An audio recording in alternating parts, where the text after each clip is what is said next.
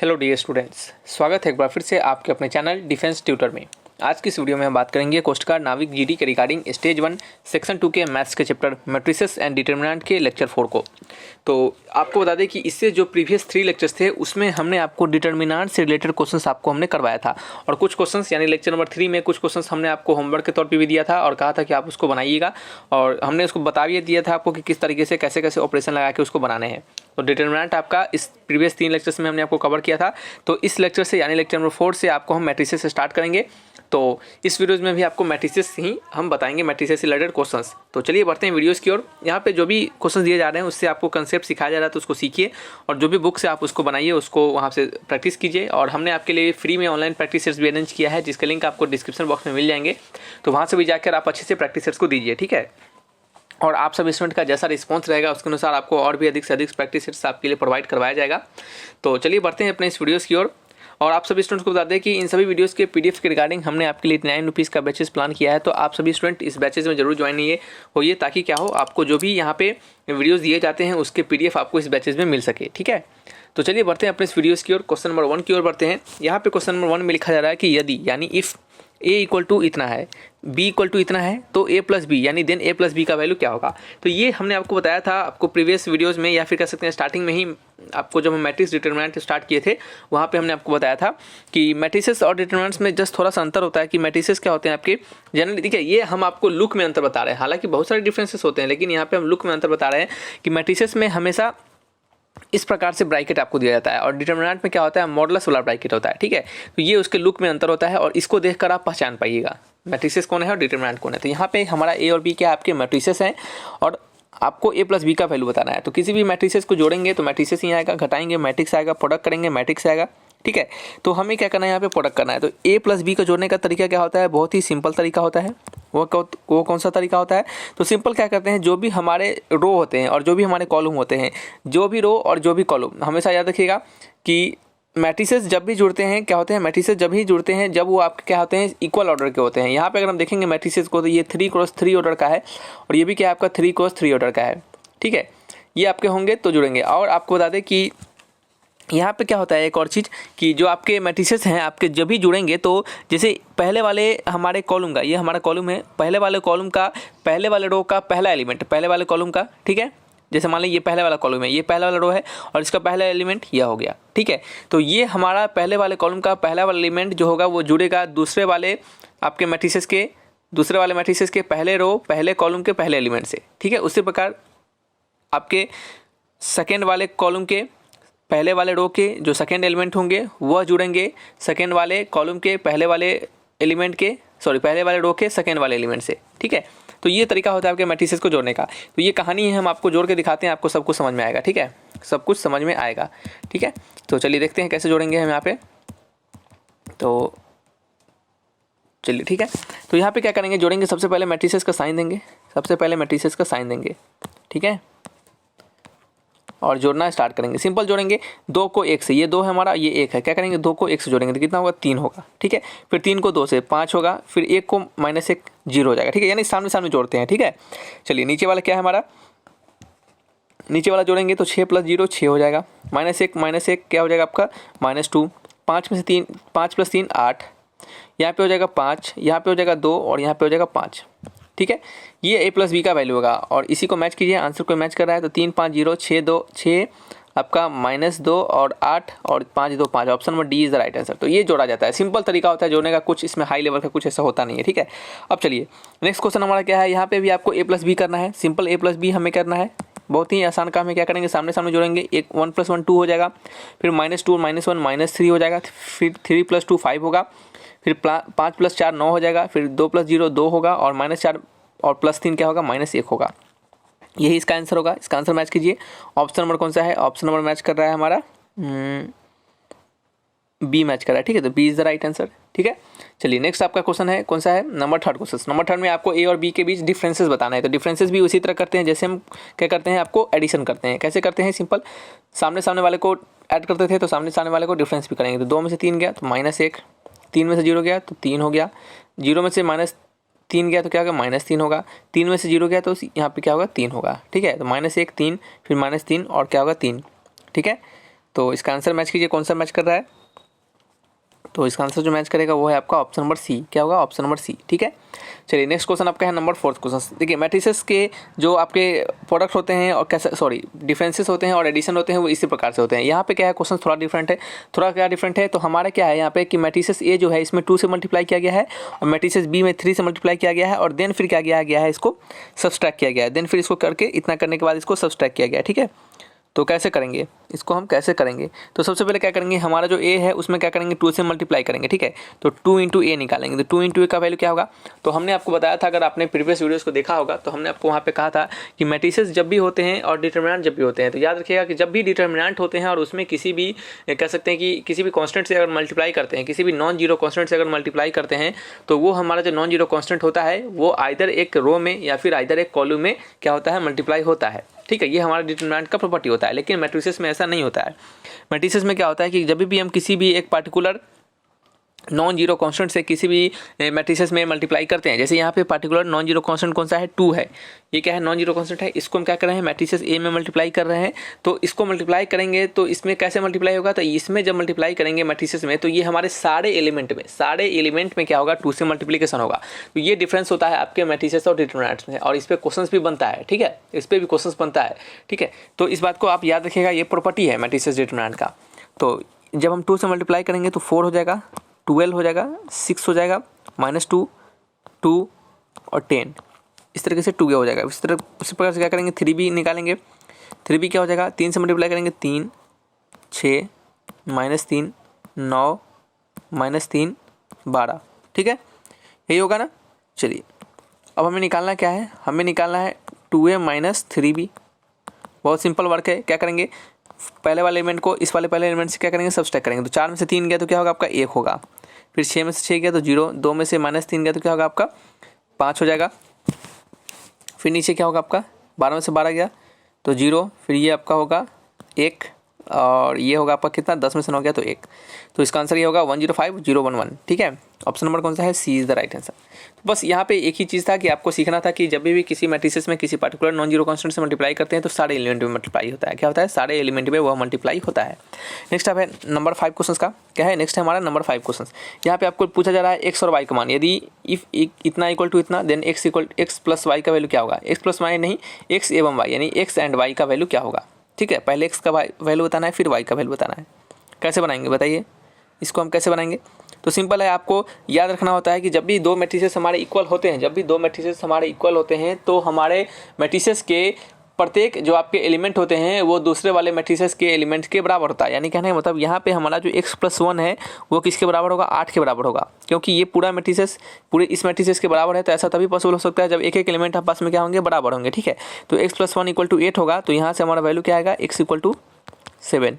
ठीक है, दूसरा क्या होगा हमारा y+2 = कितना होगा आपका 5 होगा। तो यहाँ से हमारा वैल्यू कितना आएगा, y = 3। ठीक है, तो दो वैल्यू मिला, x = 7 और y = 3। x = 7 और y = 3 is the right answer. ठीक है, तो इसका आंसर क्या होगा बताइए, ऑप्शन नंबर कौन सा है, D is the correct answer. ठीक है, बढ़ते हैं नेक्स्ट क्वेश्चन नंबर क्या है हमारा 6th की ओर। नंबर 6 क्वेश्चन में क्या रखा जा रहा है, आपको यहाँ पे भी x और y का वैल्यू बताना है। तो यहाँ से हमें पता है कि प्रत्येक एलिमेंट दूसरे एलिमेंट के बराबर होगा। ठीक है, तो 2x + y = 5। ठीक है, और x + 2y = क्या होगा आपका 3 होगा। ठीक है, यही है आपका। इसको सॉल्व कैसे करेंगे, तो हम क्या करते हैं, इसको 2 से मल्टीप्लाई कर देते हैं। तो ये आपका कितना हो जाएगा, ये आपका हो जाएगा 2x + y = 5 और ये आपका हो जाएगा 2x + 4y = 6। अब इसको क्या करेंगे, सब्सट्रैक्ट कर लेंगे। तो ये आपका घट जाएगा, ये आपका y में से 4y गया तो क्या होगा -3y = और 5 में से 6 गया तो कितना होगा -1। 1 से 1 कट गया, y का वैल्यू क्या निकल गया, 1/3 निकल गया। ठीक है, जब y का वैल्यू 1/3 निकल गया तो किसी भी एक इक्वेशन में डाल देंगे तो हमारा x का वैल्यू निकल जाएगा। तो इसमें डाल देते हैं। तो 2x = क्या हो गया आपका 5 - 1/3। तो कितना होगा 5 से 15, 15 में से 1 गया तो 14/3। तो x = कितना होगा 7/3। ठीक है, 2x = 14/3 तो x = क्या होगा 7/3। तो आंसर हमें मिल चुका है, x का वैल्यू 7/3 और y का वैल्यू 1/3। यहाँ पे ऑप्शन देना भूल गया है, क्या है, ऑप्शन देना भूल गए हैं। ठीक है, तो कोई बात नहीं, आपको समझ में आया होगा आखिर निकालना कैसे है। चलिए नेक्स्ट क्वेश्चन है आपका नंबर 7th। नंबर समेत में लिखा जा रहा है। यदि ए इक्वल टू इतना, बी इक्वल टू इतना, तो ए बी का वैल्यू क्या होगा। तो यहाँ पे हम आपको मैट्रिसेस के क्या करेंगे, आपको प्रोडक्ट को बताएंगे, ठीक है। तो मैट्रिसेस के प्रोडक्ट को कैसे निकालते हैं तो याद रखिएगा, यहाँ पे हम आपको बताते हैं कैसे निकालेंगे। तो सबसे पहले आपको लिखना है मैट्रिसेस क्या है हमारा, 1 है, 0 है, 2 है, 0 है, 1 है, 2 है, ठीक है। फिर क्या लिखना है आपको, फिर बी इक्वल टू क्या लिखना है हमें, चलिए ए बी का वैल्यू हमें लिखना है। तो ए हमारा हो गया और बी क्या है हमारा, इंटू में लिखेंगे 1 -2 -3 -2 3 और 1, ठीक है।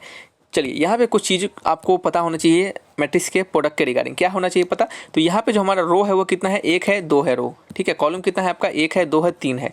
तो ये कितना का मैट्रिक्स हो गया, तो ये आपका 2x3 का मैट्रिक्स हो गया। कितना का हो गया, 2x3 का मैट्रिक्स। तो ये हो गया हमारा 2x3 का मैट्रिक्स, ठीक है।